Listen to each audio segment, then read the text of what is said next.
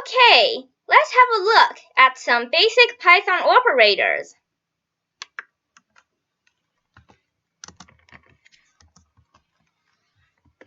This is the very basic plus sign, the one you know in math, and they will just plus these two numbers.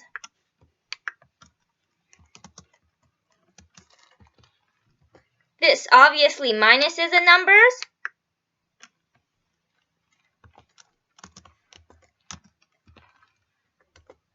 Here we have a multiplication sign.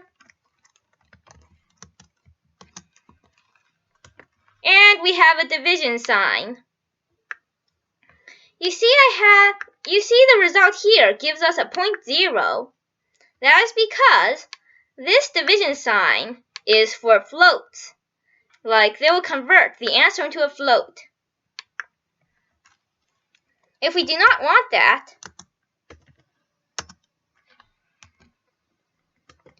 this is an integer division sign in Python. Now we can have these operators. We can have one statement with multiple operators.